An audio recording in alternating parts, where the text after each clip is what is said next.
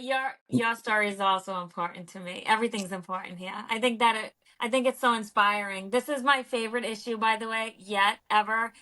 Brian, do you agree? Like, this is probably the most I inspiring. agree. It's full of great stories, but you guys, what you're doing and, bringing that treatment back home and helping everybody, I think it's amazing. Welcome to In Boston Magazine Roundtable podcast. I'm Anne Marie, and I'm so excited to have you guys on. Dan Cummings, Christopher Knight, Jake Thibeault, and Brian Senior. I hope I didn't forget to invite anybody else, but this summer issue of In Boston Magazine 2025 featuring you all on the cover, and Brian was the story writer for the Jake Thibeault story and profile. So I just wanted to get into a little bit about how Dan first, obviously, you began how you became on this journey to do Journey Forward and how that transpired. And if you could tell us a little bit about yourself, that would be awesome. Yeah, it was June 24th, 2000. I was just 19 years old. I was out with my friends on a lake and decided to dive off a boat, not realizing the depth of the water. And next thing I knew, I opened my eyes underwater and I couldn't move. And at first, my friends thought that I was joking. Then, after about 30 seconds, is what I was told, they realized, I wasn't joking. And they ran in and they pulled me out of the water. And I immediately noticed when I came out on the shore, I couldn't move my legs.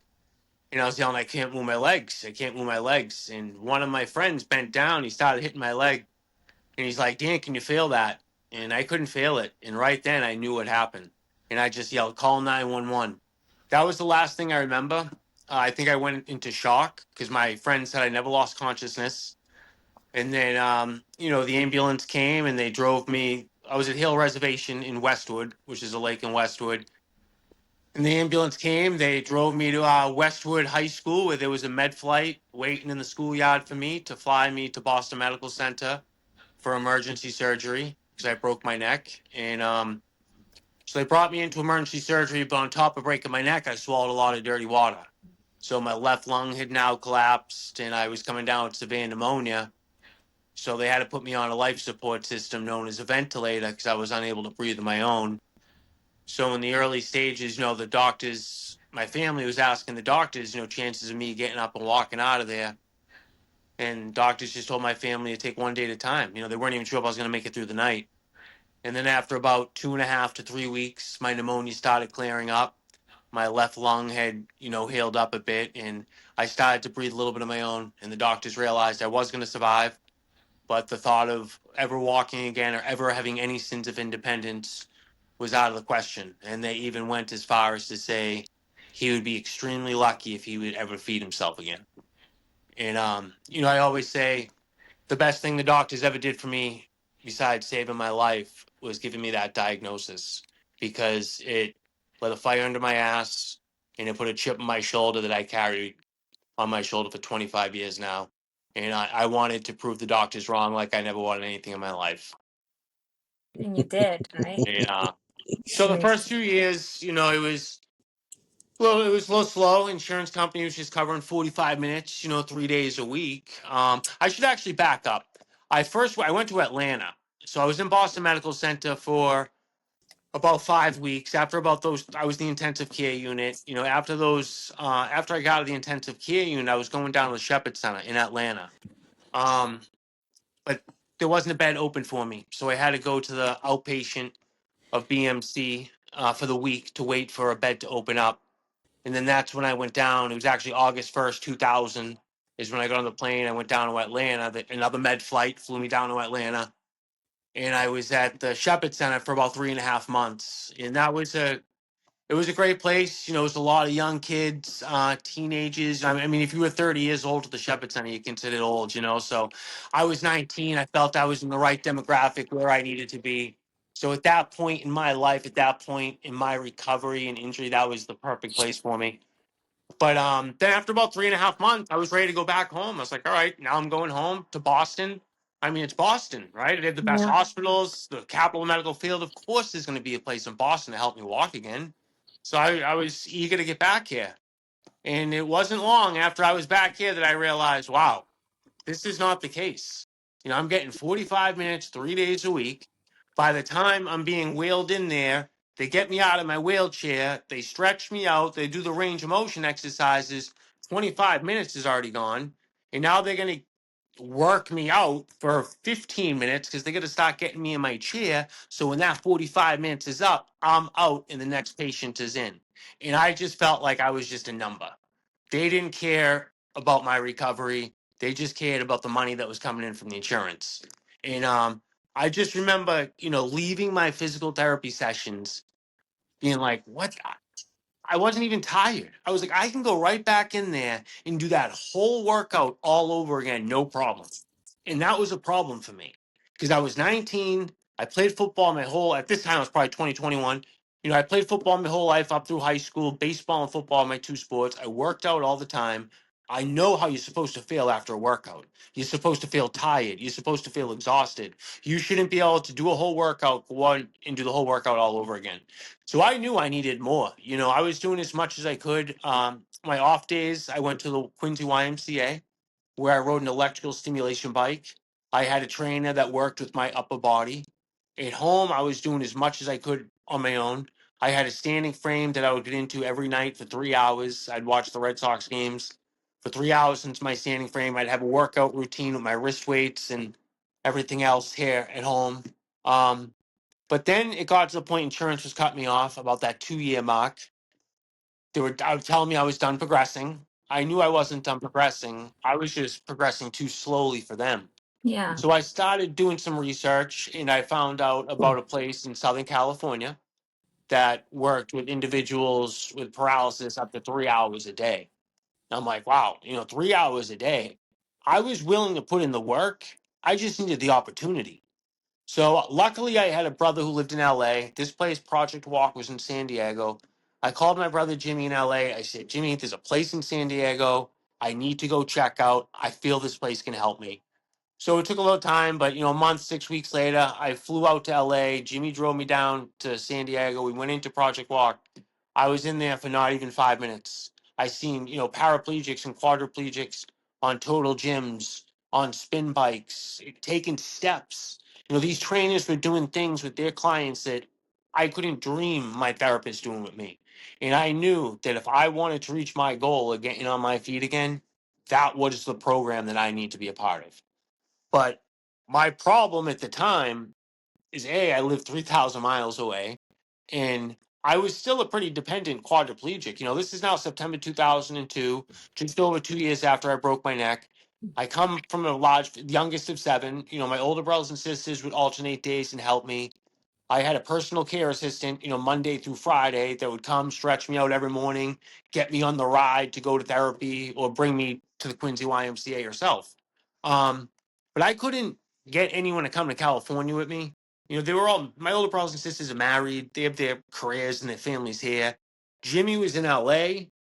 He was there for any emergency situations, but he couldn't, move 90 minutes south to San Hmm. Diego to live with me. He had his family and his business going on in LA. So if it was a move I was going to have to make, I was going to have to make it on my own. And I just remember coming home and I just wouldn't let anyone do things to me anymore. I'm like, no, you're not going to be in California. I'm going to be there alone. I need to figure out how to do this. And I mean, tying my sneakers was taking me 45 minutes. But 3 months later, I was doing it in 30 minutes. And then 2 months later, I was doing it in 15 minutes. And now I was able to dress myself and I was buttoning my buttons and zipper my zippers, which was hard to do. And I couldn't even move my fingers barely. I went and I learned how to drive again and I got my license back. And then it was probably about June 2003. I start looking for apartments, start getting serious about the move. And now my family starts kind of stepping in. What are you doing, Dan? What you're really going to California? I mean, you're 22 years old. You're in a wheelchair. You've never lived alone in your life, and you're now gonna move 3,000 miles away. You're out of your. They thought I was crazy, and Yeah. they were giving me some resistance. And I got a little frustrated. 'Cause, look, what the hell do you think I've been doing for the last 10 months? I've been working towards that goal. I'm ready to go. And the reality was, I had Jimmy's blessings. Jimmy's like, Dan, you come out here. I got your back. Any emergency situation, boom. That's all I needed. I was 22 years old. I was going with or without my family's blessings. And I think they realized that. So they realized they better just jump on board and support this decision. And so August 1st, 2003, I boarded a plane. I flew out to California. I got a one-bedroom apartment and I joined this program. And I'm talking, I was in this program for almost 4 years. I'm talking blood, sweat, and tears. I gave it everything I had, every single day, every single set, every single rep, every single workout. And 7 years after doctors told me I would never walk again, I walked out those doors with my walker. And at that moment, I knew what my next goal was. I was bringing this program home. So people like Jake or any of my other clients don't have to move 3,000 miles away from their friends, their family, and anything else that they have ever known to find help. Because this is Boston. Boston needs a place like this. And the way I look at it, everyone deserves an opportunity. Unfortunately, I had to go to California to get that opportunity, but that's why I wanted to bring it home to Boston to give people in this area, in this community, the opportunity that they deserve. I mean, this is the United States of America, for crying out loud. It's the land of opportunity. People in wheelchairs deserve an opportunity. They deserve an opportunity to overcome their condition, and that is what we do at Journey Forward. That's awesome. That's amazing. And you're in Canton, Massachusetts. Yes, we're located in Canton. And Opened up in 2008. I came home. I was pretty fortunate. I had to raise. It would cost a lot more money today, but back then the startup cost was $500,000. That's what I needed to raise, and that's without some of the high tech. In 2008, the local mats and those weren't around. So we were just talking like Jake. We're talking about the middle of the floor stuff. Just the gym equipment. That other stuff wasn't around in 2008. So $500,000 was the number. I came home to raise it, and it was raised is pretty quickly. It took about 6 weeks. I was very fortunate. My brother Jimmy happened to be at a party in LA. One of his friends was having a get together, and he started telling my story. He's like, it's my brother, blah amazing. blah blah.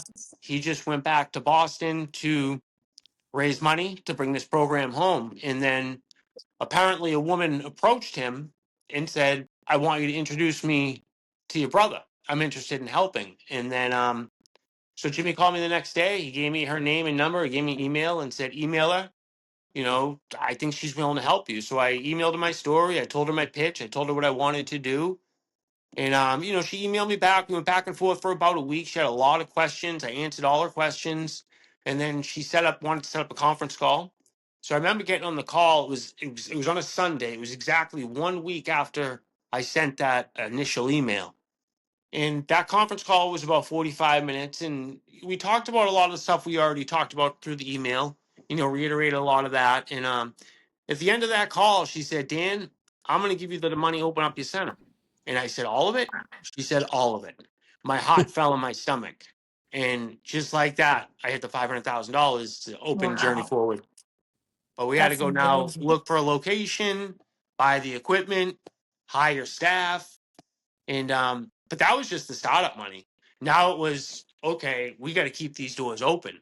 And those first few, I don't know how deep you want me to go. I can go, but Yeah, no, I love this. Yeah. But I I mean, don't. it's Those so first few years difficult. were those first few years were very difficult. There were some close calls. I'll never forget. I'll never forget August of 2009. Now I couldn't get paid, obviously, you know what I mean. But my staff wasn't going to work for free. The rent. We're in Canton. That's not Wow. cheap. You know, um, so we opened, June 1st, 2008. Journey Forward doors open, but I'll never forget. It was August 2009, and we didn't have enough money for the next payroll. So I had 2 weeks to come up with this money. I was able to finagle a $20,000 donation. That got us to October 2009, where I got a $35,000 donation from a church in High Park, which got us to January of 2010, which was our casino night again. Yeah. So that casino night did well. But then I remember we were sitting in the conference room of Journey Forward. And we had a marketing team, and I remember Cleon Daskalakis. You must know Cleon, right? I was working with Cleon at the time. He was helping the Journey Forward marketing, and he said, "Dan, can you walk a mile?" And I was like, "Can I walk a mile?" I mean, I probably couldn't go walk a mile today, but if you give me time to train for it and work at it, I'll get it. I'll get there. Yeah, I'll be able to walk a mile. He's like, "Can you do it in October?" And I was like, "All right, this is January, October. That gives me what, 10 months?" I said, "Yeah, I'll walk a mile in October." So we put this huge campaign, and I still say today it was probably the best thing that we've ever done for Journey Forward. It raised over $100,000 on October 9th, 2010. I went and walked my first mile since Wow. breaking my neck 10 years earlier. It got covered, channel 4, 5, 7, Boston Herald, Boston Globe, um, uh, the national show today, the Today Show Yeah. did a huge story on it.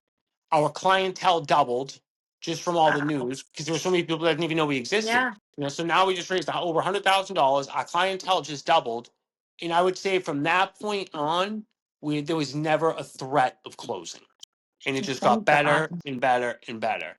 And one thing that always irked me about the place in California is they never had a financial assistance fund. So I knew that Journey Forward will have some sort of financial assistance. I knew that when I was opening the doors, Yeah. but in the beginning it was raising money to keep the doors open. And then Hmm. it was okay, let's start raising money for new equipment. We're able to get the TheraStride, we're able to get the Local Mat now. And then it was okay, now we can start focusing on raising money for the financial assistance program. So on January 1st, 2013, the Journey Forward Financial Assistance Program was established. And since that day, we have granted over $600,000 to about 61 to 62 individuals that would otherwise not be able to afford the program. So I'm pretty proud of that statistic, our financial assistance program helping a lot of people. But it's been a long road. We're 17 years old now. We've grown, we've evolved with the research. We're not the same place we were when we opened in 2008.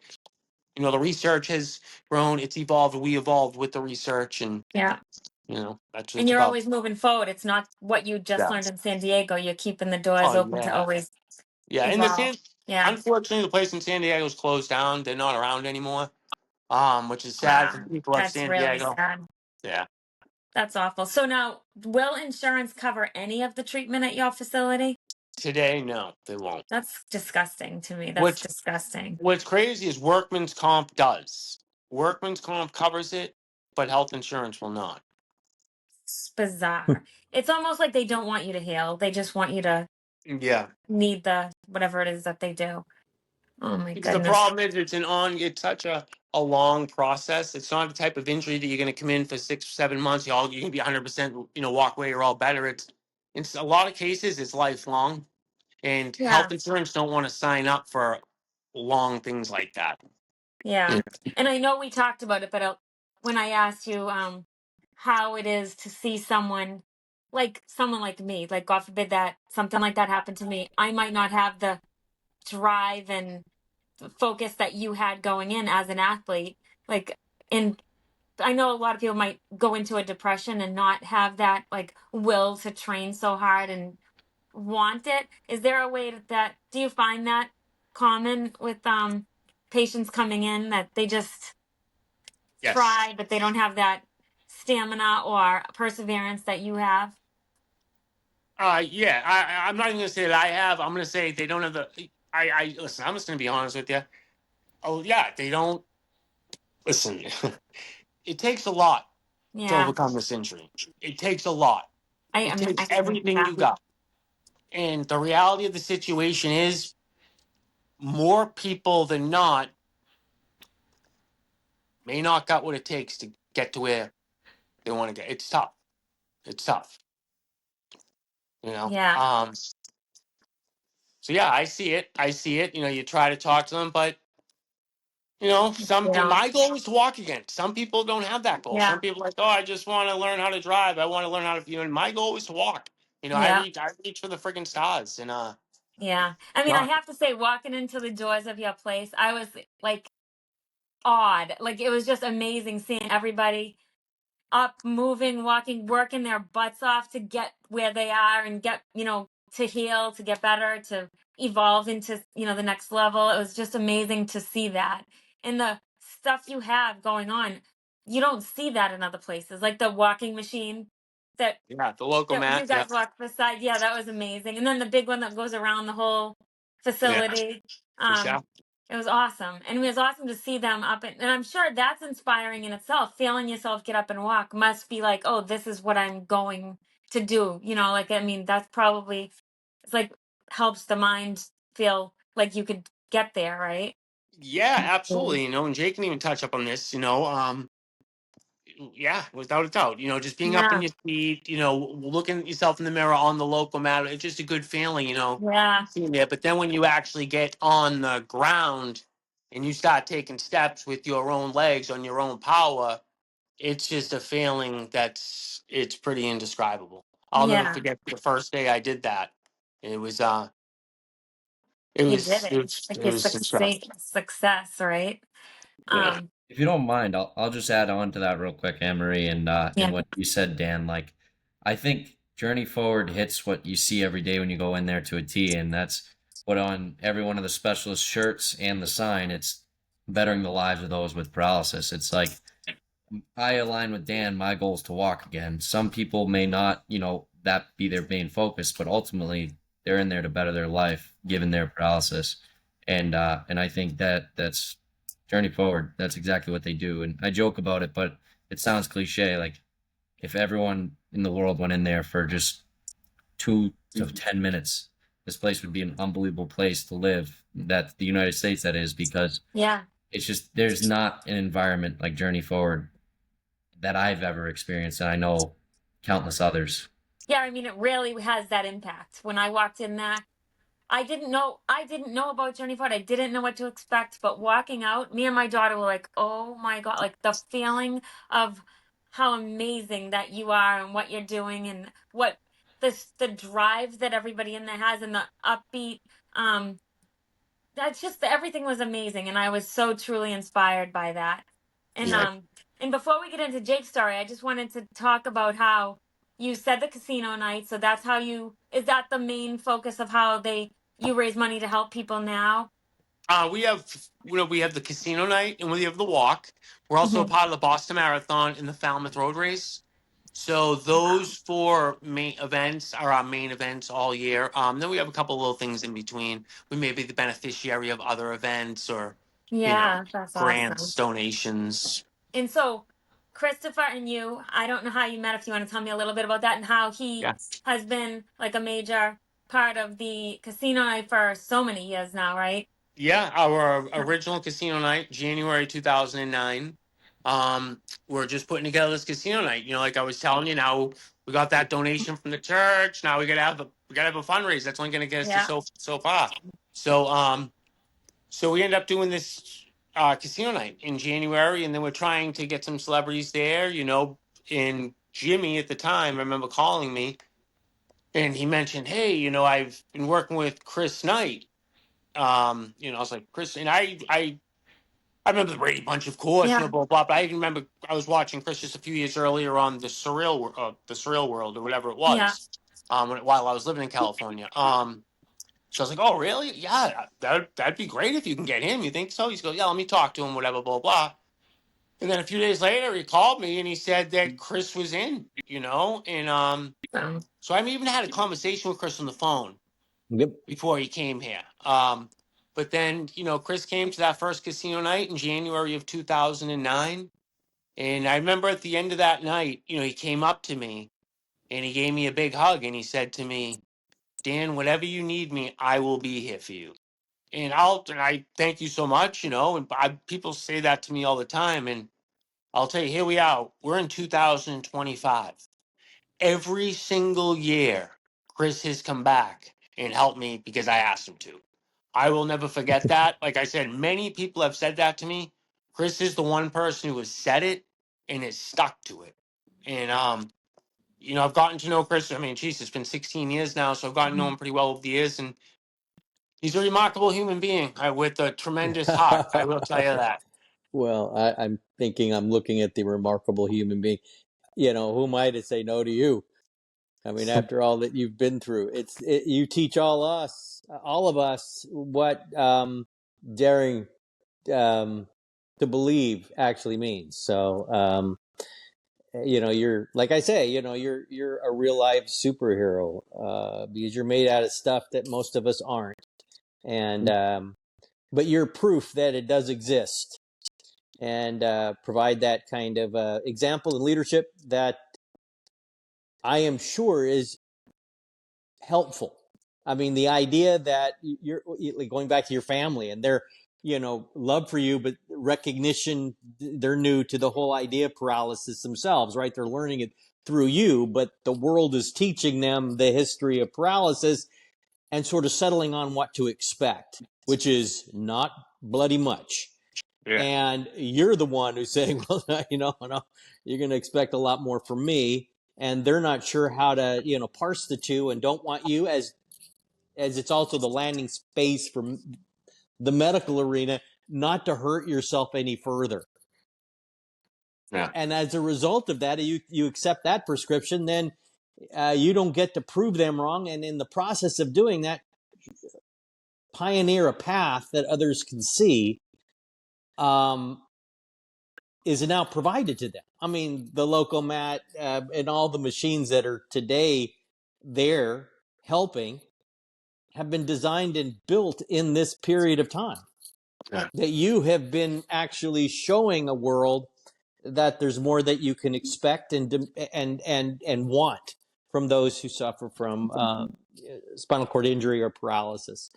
Right. And it's because you dared not to believe in that the world has progressed to where it's at today, and we all need to recognize that. Anne Marie, one of the things that Dan told me in that conversation, because I asked his brother when I was at another party. Your brother had went to a lot of parties, and he told me about my brother had this terrible accident, and he's looking for somebody to headline or host an event, a fundraising event. Yeah, maybe it sounds compelling. Let me can I talk to Dan? We believe we talked that following weekend.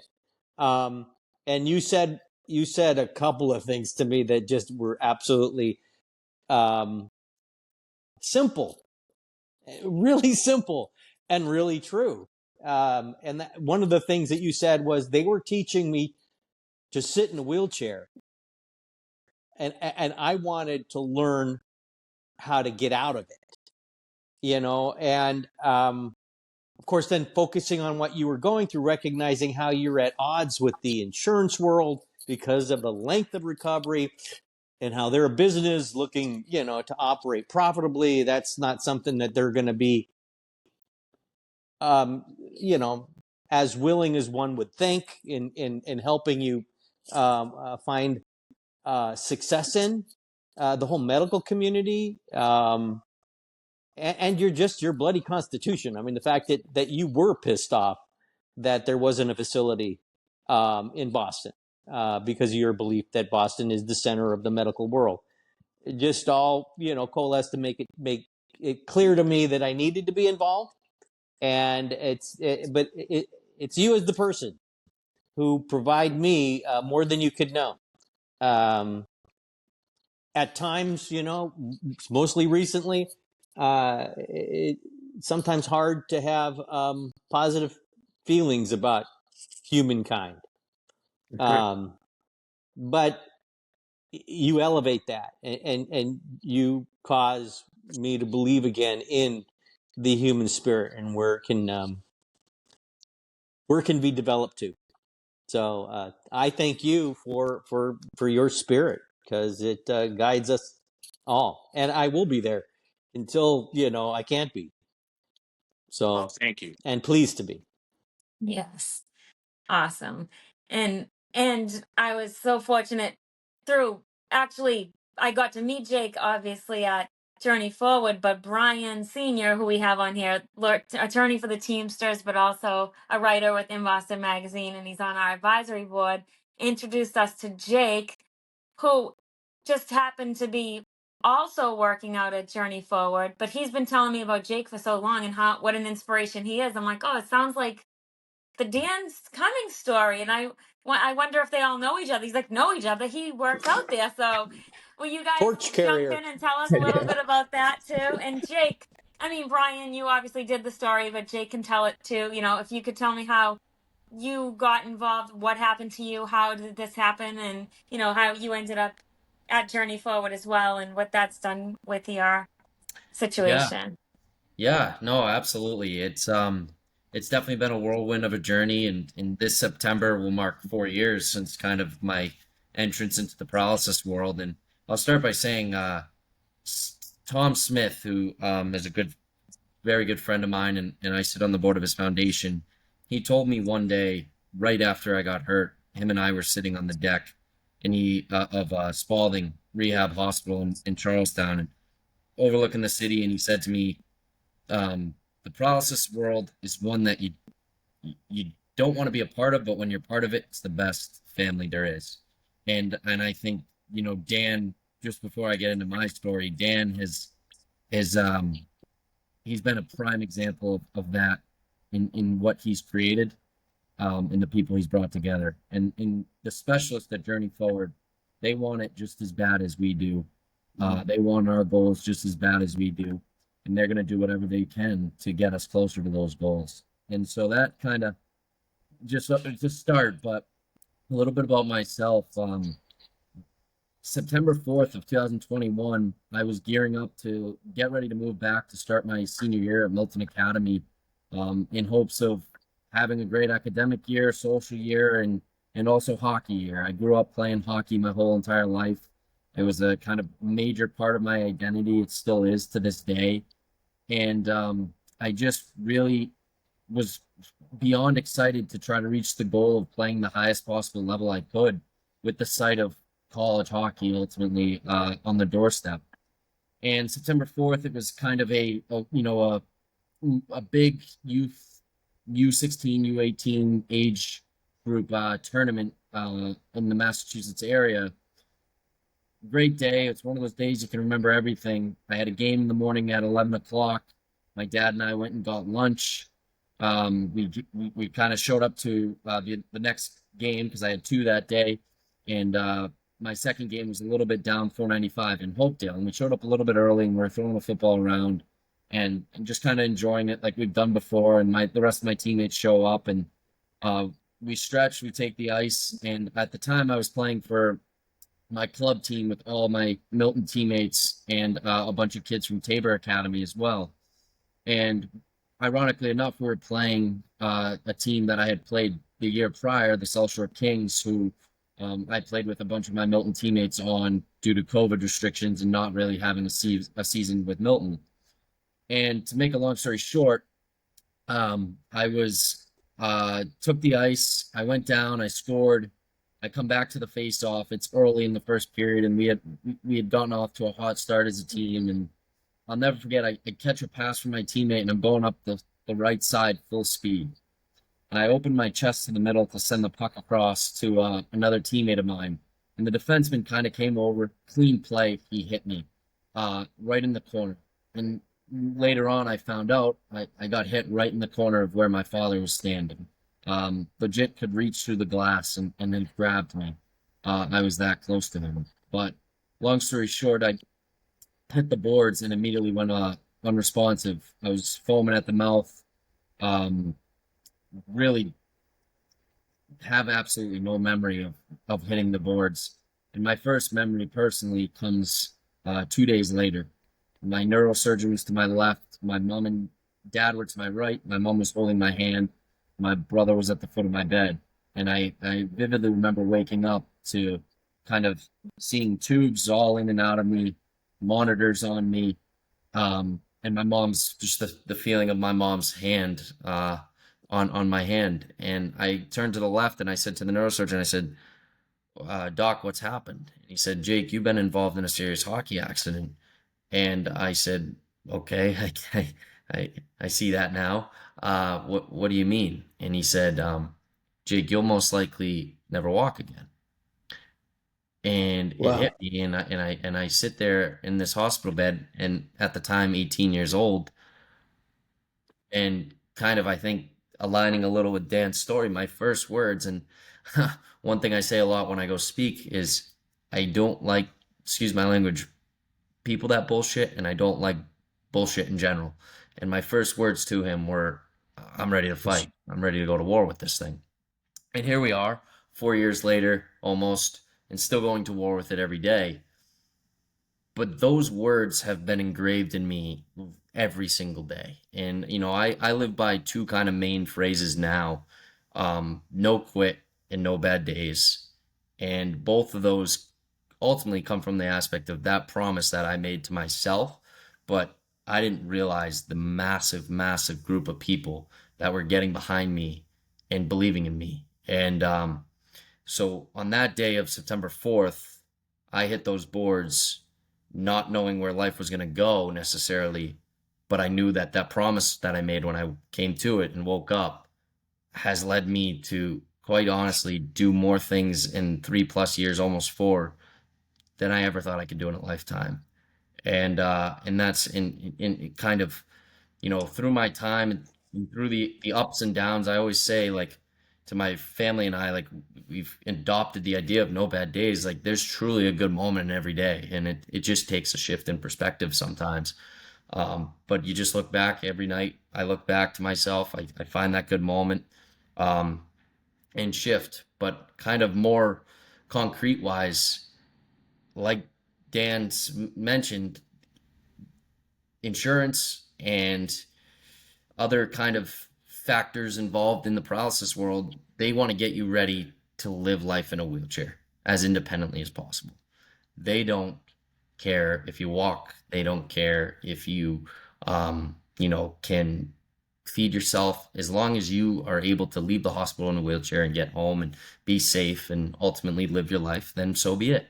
And I wasn't accepting that. Absolutely not. And I'm still not to this day. I'm still in a wheelchair right now as my, permanent, not permanent, but what's the word I'm looking for? Like my mode of transportation, we'll call it, to get around. Um, but I am blessed to fight this thing as hard as possible. And I, I always say I have kind of shifted it now, but as my teammates went to practice to skate, I go to practice to walk, and that practice is able to occur at Journey Forward, and I am forever blessed for that. But I also knew I had some goals to reach, and I set those goals, and I still to this day write them down, macro, micro, all different levels of goals. But one of my goals was, I was going to graduate from Milton Academy with my class, and ultimately I was going to walk across that stage. And I, 9, 10 months later, I was up in leg braces and a walker, and I went across that stage. I got my diploma on my own 2 feet, with a lot of assistance, with the walker and the leg braces. But I did it. I made that promise to myself, and now, I have new goals, and my goal was to continue on in my time period that I had prior, and with the new stuff I have after my injury, and I was going to school, and to back up a little bit, I was lucky and very fortunate enough that Coach Jamie Rice of Babson, um, he still he still believed in me as a person and as a player of his, and wanted to have me at Babson. And what I was able to gain at Milton Academy in my few months there after my injury was unbelievable. From the my advisor, who is legit family to me now, to the head of school over there, everyone was all hands on deck and truly built my foundation so that I could learn to live on my own in 4 or 5, months, and be ready to keep going on my journey and go to college and live on my own. And I'll never forget that first day I moved into Babson. We had orientation. I go out on the lawn. It's the whole freshman class of, 2026. And there's no one else in a wheelchair, that's for sure. And I'm the only kid, and I just turned, I thought to myself, it's your opportunity here. What are you going to do to make the most of it? And here we are, about to start my senior year, and as long as I pass, I'll graduate on time. All things, but um, But that being said, I was always a kid growing up. I can't sit still. I'd love to be on the go from the moment I wake up to the moment I go to bed, which is good and bad. But I like to say it's a lot better because I go to class now. Back when I was a child, to backtrack, I grew up working on a farm, and so I'd skate early in the morning. I'd go work on the farm, and then I'd go to the gym. Couldn't sit still, but I knew my parents instilled in me that that's what you have to do to reach goals. And that's Yeah. kind of just shifted now to I go to class and then I go to Journey Forward. And I'm blessed because the community behind me believes in me, kind of like what Chris alluded to with Dan. I have an unbelievable community from all different walks of life, all different kind of journeys throughout my childhood and career that believe in me and mentally and financially and physically are, like I like to say, lifting me out of my wheelchair because they give me the opportunity to go to Journey Forward and really reap the benefits of what Dan has created, because it's I can't say it enough, there is not a place like it on this world. There are not people like that on this world really that just are in it every step of the way together. While I'm trying to walk, someone to my right is trying to lift their arm, and everyone has a different battle, and everyone has a different cross to bear, and everyone's journey's different. But ultimately, we're all there fighting it together, and we're battling it, and that's because of Dan's work and Dan's um, kind of strength to create a place for this to occur. And I'm an extremely blessed human to wake up every morning and know that I'm going to go and I'm going to fight the damn hell out of paralysis while living the fullest life possible. And I call Journey Forward the war zone. It's where I go to war every day with paralysis. It's where I make my progress. It's where I learn new things. It's where I adapt, survive, etc. But outside of Journey Forward, I have a lot of things that I always dreamt of, becoming that I still can become. And I've met a lot of people that I would have never met, and even people that, are my closest of friends from birth to now that, I am just extremely blessed to have. Um, and I promised I'm going to live my fullest life possible with those people. And I'm blessed to have, a great family to do that as well. But that's kind of a quick synopsis of of the journey this far. And I can't thank Brian enough for capturing my journey, kind of in unbelievable words, in really encapsulating what it means to me to, I sidetracking. I still think as much as I am not on skates, I like to say I'm still playing college hockey, and a lot of that is because of Coach Rice, but a lot of that's also because of every single one of my teammates at Babson, that doesn't see the chair. They see me for Jake Thibeault, the teammate. They bust my chops. I bust their chops. We have fun together.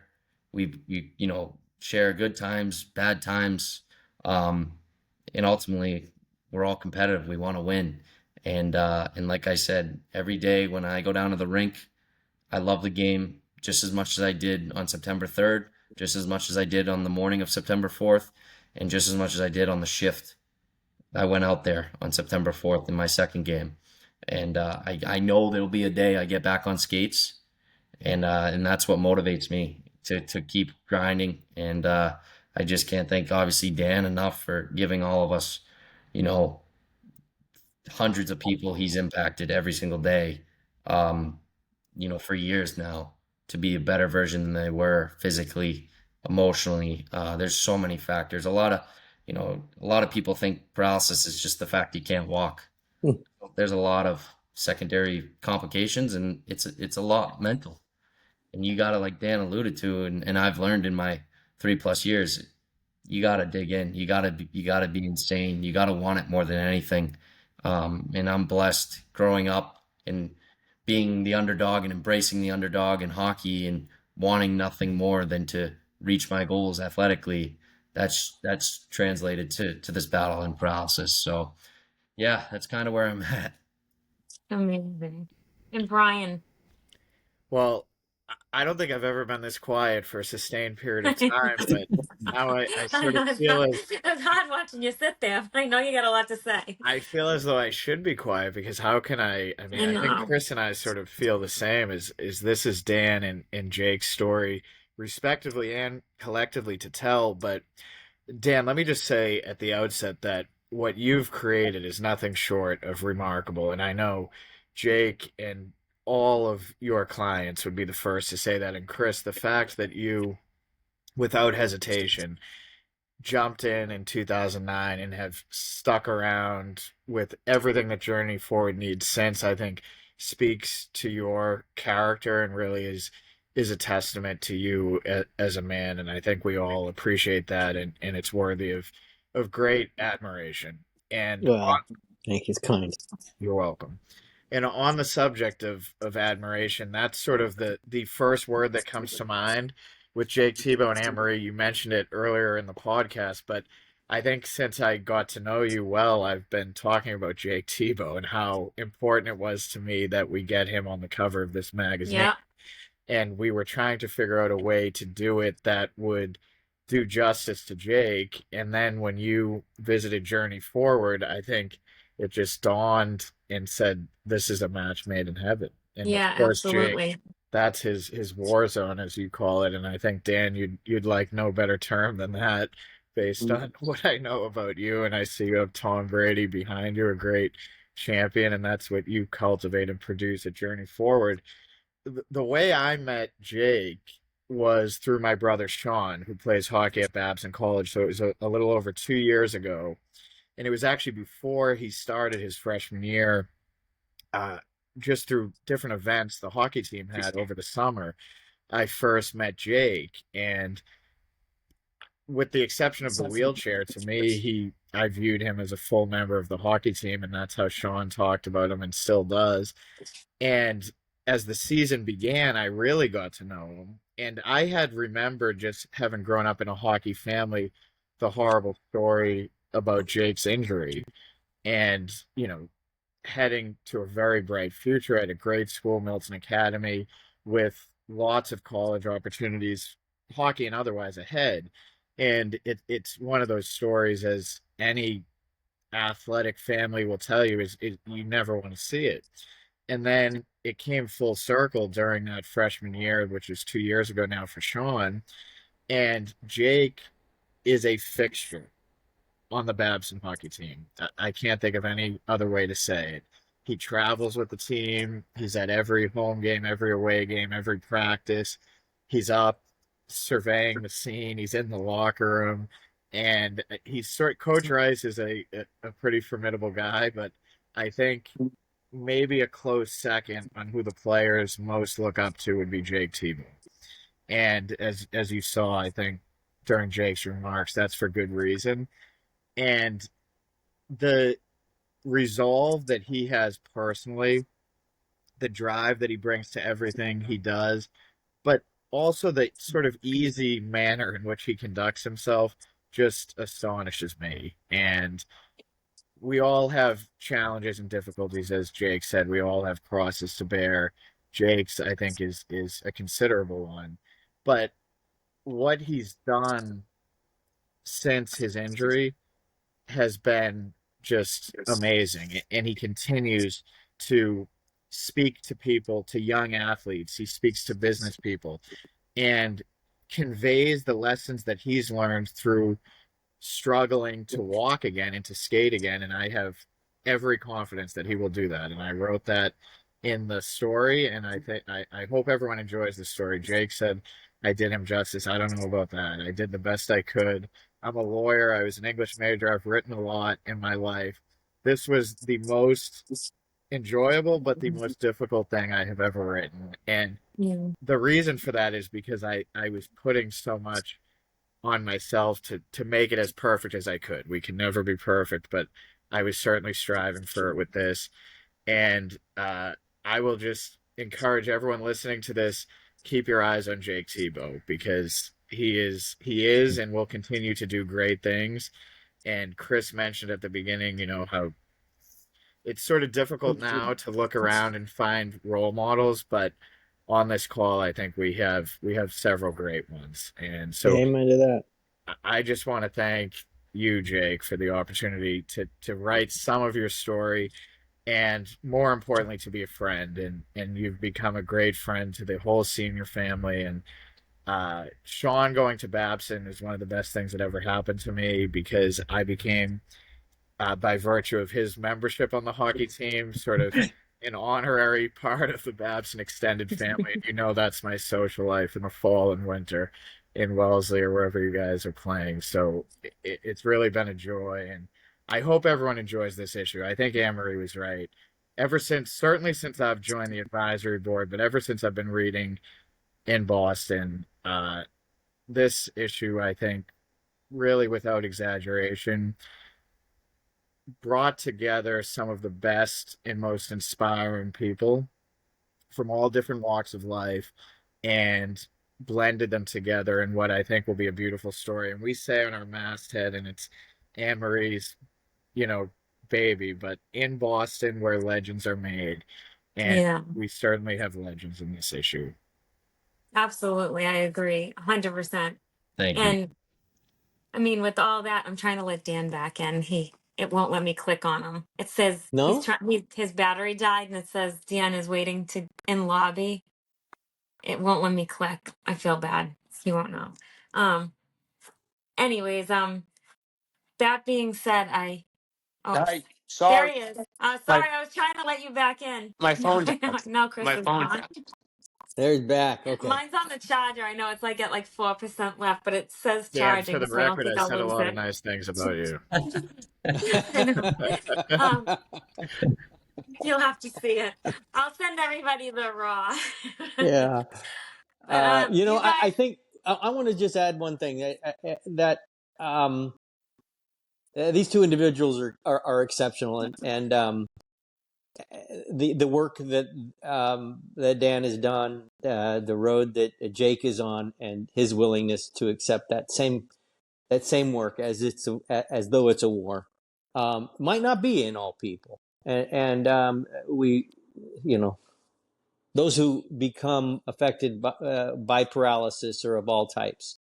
And one of the things that probably isn't vocalized enough about what Journey Forward provides, and that is this space of this family that, as Jake calls it, that you're immediately a member of when you wake up uh, suffering paralysis. Uh, I, we will all say the same statement talking about somebody who has suffered your injury, Jake, or Dan's. It's unimaginable, because it really is.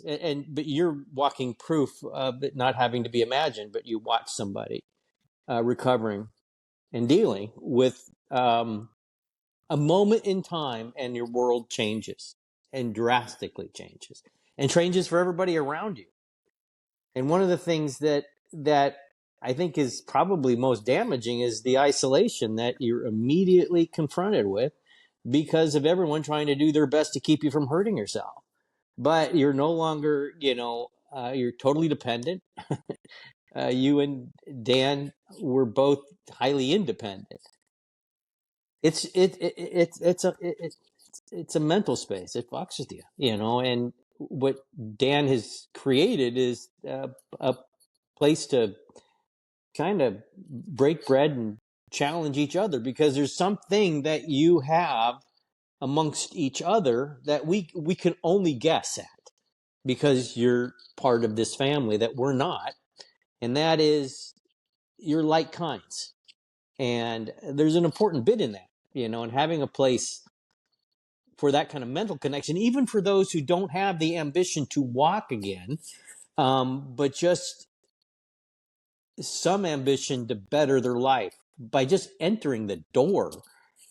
I would imagine they are, without having to be an athlete previously, just by seeing what we see when we walk in there. yeah, It's just an incredible space, and it is a club that by being part of it, by accepting your journey there, helps compel you to move forward. 100%. And I have to say, just to add that when I said earlier, I know there are people who this would happen to, and they just go into like a real depression and not have that drive that you like have like inside you, and Dan too, that going to Journey Forward, if they didn't already know about it, just by entering those doors, I think you're the inspiration that could bring them out of like a major depression also, because just watching you operate and see what you do and the drive that you have and the inspiration that you are could bring somebody, give them more drive to become, come out of that and get better, and realize there is hope and there is future and there is, a second, you can move forward with it, I that would makes sense. imagine all the advice somebody who's not suffering paralysis gives somebody who's suffering paralysis, no matter how hard and how earnest that advice is, I'm sure by the person suffering the paralysis, it's not, it can't be taken as seriously as someone Yeah. giving the advice who is themselves suffering from paralysis. Yeah, like anyone who meets you that would otherwise think there's no hope would feel Right. so much hope and inspiration because it's Can't help coming from you. Yeah, can't watching help it. but to. Yeah. No, I appreciate you saying that, Anne Marie, and it's true. I've been blessed now to, like I mentioned earlier, be with Tom Smith and his mission, and we go and we meet individuals who are recently injured and have been injured for years out, and see how we can help them, both financially, but majority of it is mentally as well. And I think, like you say perfectly, Chris, it's when you are in it, and like I can't reiterate enough, everyone's journey is different, even in paralysis, even in life generally, but paralysis specifically. Um, that's one of the first things my doctors told me. That's one of the first, like, everyone's journey is different. There's no injury the same. You may be a paraplegic, and a quadriplegic may get up in a month and walk, and it may take you longer. But everyone is different. It's not like it's a broken wrist. It's not like it's a broken leg, and we know that. That's kind of obvious, but to really say, like, we're all in it and we lean on each other, and individuals I meet, like, I, selfishly, like, I learn a ton off of them. And if I can be of you know help to them, that's unbelievable. But I also learn so much from each individual that I've been blessed to meet. And then I try to help them find their path and where they want to go, and how we can help better their recovery journey. But ultimately, when it comes down to it, you gotta want to do it, and you gotta want to be willing to put in the work, to put in the hours. And people can tell you that, and people can give you the resources to do it. But like Dan said, like, if you're blessed to have a standing frame, you got to get in that standing frame and do it. Hmm. And you gotta want to put in that work. And in as many values we can try to pour on people, and stuff, like, you in deep down, and I think that's what this injury can remarkably show you, is just how strong the human mind is, and just how strong us as humans are, when we just dig in, and we set goals, like I mentioned, and ultimately just battle as hard as we can towards living the best life possible, given our circumstances, and in doing it, trying to get out of the chair, not live in the chair. Well, you were both pushing the envelope for the entire medical industry. So certainly be proud of that, and continue it, because it's valuable.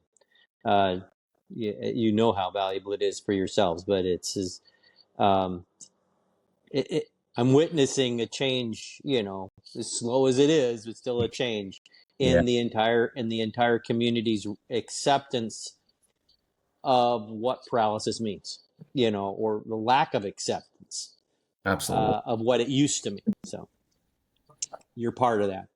Continue. Yes, Thanks, Chris. I agree. So I can't wait to share this issue with everyone. And obviously, we'll all be celebrating on August 20th at the Tall Ships. Can't And I hope, wait. everyone comes, has a great time. And what else? How does the fundraiser, how do people get involved with attending and helping and the walk and the fundraiser and the marathon? Is there a website people can go visit? I know it, but can you share that with us? Yeah, our website is journey-forward.org. Our walk is going to be on October 18th. It all takes place in the Journey Forward parking lot. So we did kind of change things up. As I told you, 2010, I walked my first mile. Yeah. In 2011, went a mile and a quarter. 2012, went a mile and a half. But now it was 2013. Journey Forward was open for about 4 or 5 years now. And we started having our own success stories. So we had some clients now up taking steps. They may not necessarily go walk a mile, but they can do a Wow. tenth of a mile. So we changed the format. Now we set up a 1/10 of a mile course in the parking lot. And our clients are actually the ones that are walking, and Mhm. some of them have different goals. Some have, a tenth of a mile. Some have a whole mile, and everything in between. And it's a great event. It's great for the clients because it gives the clients that are participating, it gives them motivation to try to walk further each year. Then the clients that are not participating yet, it gives them motivation to get to the point where they are participating. And it's great Mhm. for our donors too, because our donors can come see, and see where the donations are going towards, and Yeah. they see the clients progressing. And every year I always have someone come up to me and they'll point someone out, wow, so and so is walking so much further this year. It happens every single year, and it's a Yeah. wonderful showcase to the program, is what it is. But Yeah. It's that's the next amazing. one. That's in October. October. Awesome. And then the um May of every year is the casino night. Yes, we usually do Same that time. on a Thursday Okay. night in May. Yep. So October and May, those are the two dates to watch out for and Yes. donate to. And if they're not going to attend, they can send a donation, obviously, right? Oh yeah, we got a website, and being a nonprofit, we accept Yeah. donations 365 days a year. So our website, journey-forward.org, anyone can go on there and make a donation anytime. It's appreciated. Perfect. And Jake, Thank you what so about much. Thibeault Tough? Could you tell us a little bit about that and how people can look into what you're doing? Yeah, my website is more just kind of based as a resource in kind of an update. I've been very blessed to have a strong community behind me. And that being said, just kind of using it as a center and a hub for people to see what they're helping me personally achieve, but on a greater scale.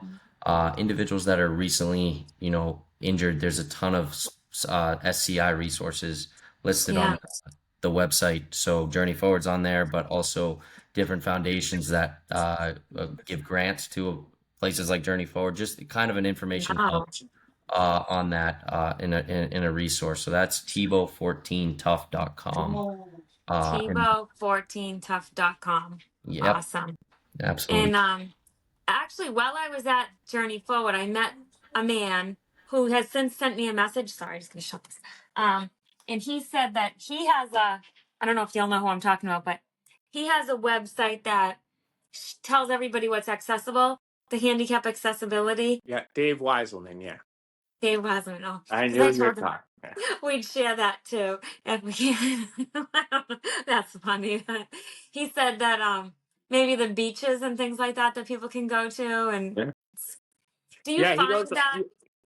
he goes around to different restaurants. He's funny. He cracks me up. I like to watch his videos. But yeah, he goes around to different restaurants and shows what's accessible, what's not, and if it's not accessible, he's going to let you know it's not accessible. That's awesome.